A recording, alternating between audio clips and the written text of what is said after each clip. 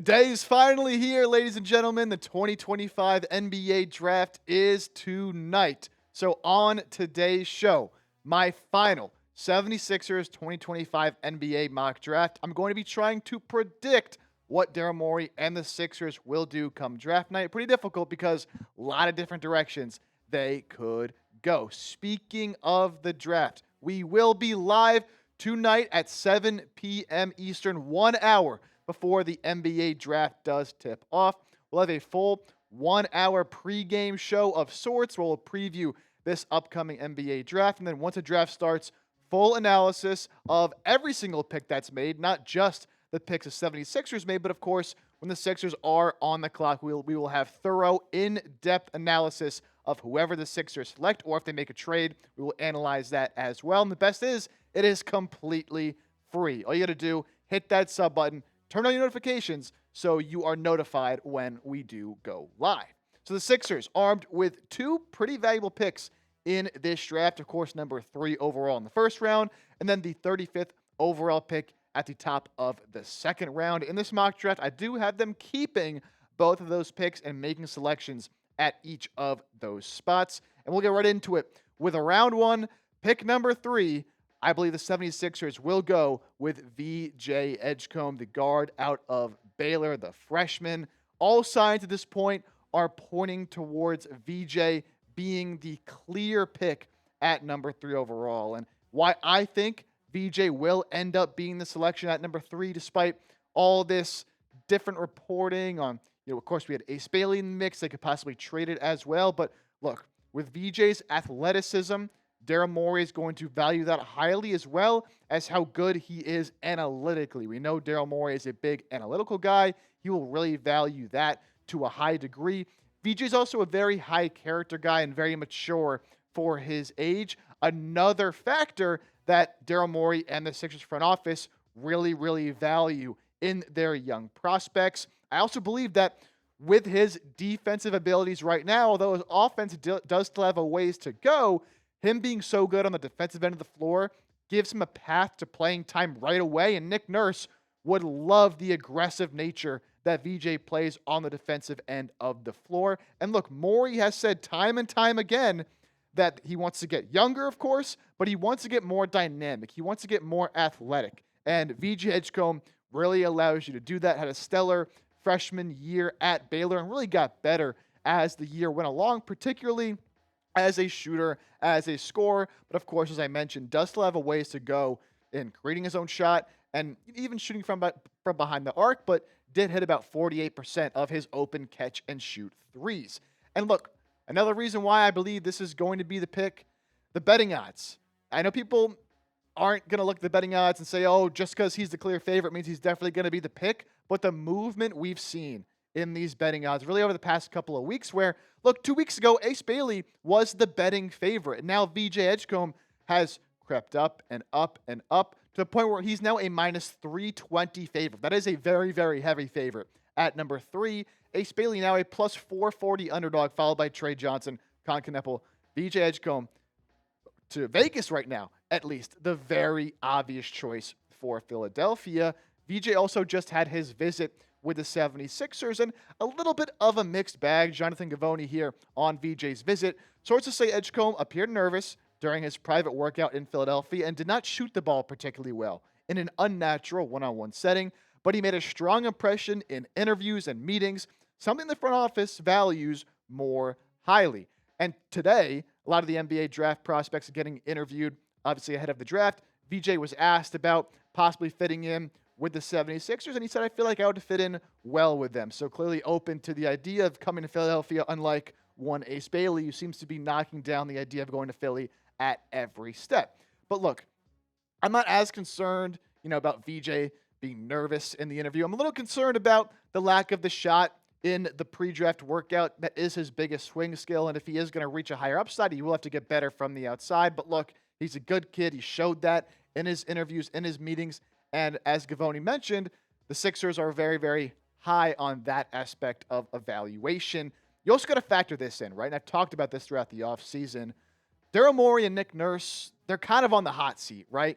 Brian Windhorst reported earlier in the offseason that They are on the hottest seats of any GM head coach duo in the league. So, in a sense, they're kind of trying to save their jobs this offseason. And to do that, they're going to have a successful 2025-26 season.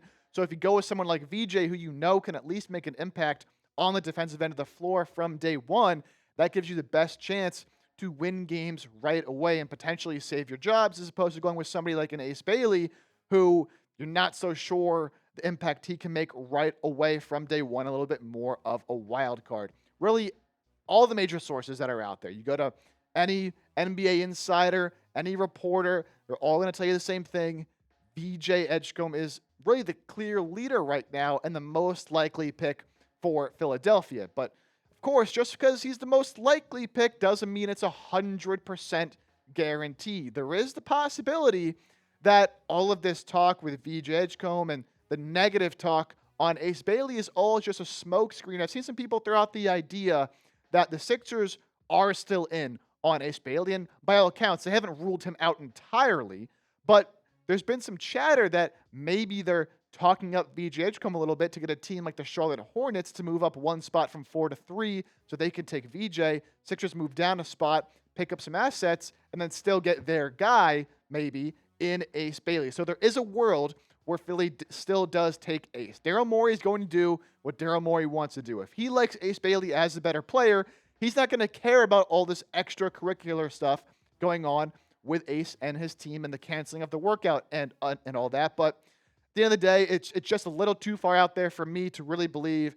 that with everything going on with Ace, they would pass on someone like VJ, who does check a lot of the boxes for what they're looking for in a prospect. So my final prediction, it will be VJ Edgecombe at number 3 for Philadelphia. But you give me your final prediction. We've been talking about it for weeks now. Who you think the Sixers are going to take? Well, it all goes down to night. So give me your last chance. Lock it in. Final guess.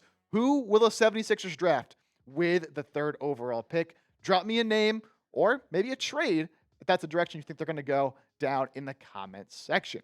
Going to get to the 2nd round pick, a player who more and more likely seems like he might be the choice for the Sixers at number 35 if he is there. But before we get there, 76ers draft hats are available. And with the draft being tonight, you want to get these quickly because I'm telling you, they're going to be flying off the virtual shelves. A couple of different styles, different colors. There's a bucket hat style of the draft hat as well. I like the styles they went with this year, the nice text on that front of the hat. And it is the hat that the prospects will be wearing when they are drafted and they walk across that stage to shake Adam Silver's hands. You go to chatsports.com/76draft hat to pick up your own 76ers draft hat today. Again, chatsports.com/76draft hat. I'll put that in the comments and the description of today's 76ers now. So in the 2nd round, number 35 overall, I'm going with Yanic, Konan, Niederhauser, the big man out of Penn State, a junior who's had a pretty interesting rise up to this point where he's now being mocked as a high 2nd round draft pick. And we've talked a lot about the Sixers going center at the top of the 2nd round. I think it makes a lot of sense. And there's a few different candidates to be picked at that spot.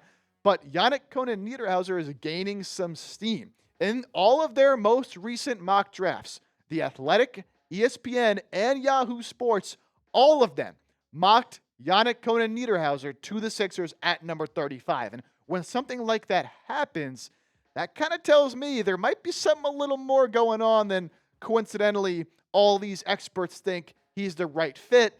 Maybe there's some chatter inside NBA circles that the Sixers are really dialing in on this guy. Now, by all accounts, there's been no draft promise made. I haven't seen anything official linking the Sixers to YKN, but I don't think it's a coincidence that they're all going with him in their 2nd round mock drafts. Again, an interesting path, as I noted, for Yanic, Konan, Niederhauser, a Switzerland native who played in Germany for a couple seasons before coming over to the States and spent a couple years at Northern Illinois before transferring to Penn State this past year, where he really had his breakout season, and it really kind of put him on some NBA draft boards because, again, previously he wasn't really talked about a whole lot, and it was that performance playing with Penn State and really dominating on the defensive end of the floor that got him recognized, paired with his amazing athletic ability. And when you talk about someone like Konan Niederhauser, it is the tools and sort of the intangibles, what he's shown on the floor from an athletic perspective that really gets you intrigued. And as a result, it's kind of why he's risen throughout this draft process, where in the combine and in some showcases, he can show off that athletic ability. Truly, truly a dynamic athlete where, yeah, he's not going to do a whole lot on the offensive end of the floor outside of running the rim and throwing down lobs, but he does it at a high level, and he's a great shot blocker as well. Got some soft touch around the rim and shows signs of going into something more as a shooter, but has not been able to display that up to this point, and just a bit raw with his frame, his instincts, and really just a bit raw in general. Again, not going to do too many different things on the floor outside of running the floor hard and being an athlete and showing off those skills. But man, he really did make an impression with his athleticism in this pre-draft process. As I mentioned, not initially on NBA radars this season and was not initially invited to the NBA draft combine, but he played well enough at the G League Elite camp. He was one of 5 guys from that camp that were able to earn an invite to the NBA combine based off his performances in some of those scrimmages. So he goes to the NBA combine and really turns a lot of heads with both his athletic testing, and he also played well in the scrimmages there as well. And the measurables, man, a true 7-footer, 242 pounds with over a 7'3" wingspan. So definitely what you want to see there in terms of true NBA size from a center, but especially when you combine that with his impressive athletic testing. Again, 7 foot, 240 with a 33.5-inch standing vert, which was second among all players at the combine, not just big men, second among all players. And then additionally, he led all centers in max vertical jump, shuttle run, 3/4 court sprint. You get the point. He is a tremendous athlete. So in this mock draft, you think about drafting someone like a VJ Edgecombe, drafting someone like a Yanic Konan Niederhauser. You get 2, honestly, of the best just pure athletes in this draft. And look, if you watch the Sixers last year, one of the things they've sorely been lacking, even if they're fully healthy, they're just not a very athletic team, and that shows up in their defense, shows up in their lack of rebounding. So you get 2 of the best young athletes in this draft, 2 guys that could really make an impression, more so VJ in year 1, but I like what YKN could do long-term with some of those athletic tools. That'll be it for today's mock draft, staying put at 3 and 35. So grade my final 76ers mock draft, A, B, C, D, or F. You can put your own mock draft in the comments as well. If you so please, let me know how you think I did. And one final reminder to hit that sub button and join myself. And for those of you who are familiar with Chase Sr., of course, used to host this show and host our Eagles Now as well. We'll be live together right here on the show. So subscribe, turn on your notifications, and I hope to see you tonight.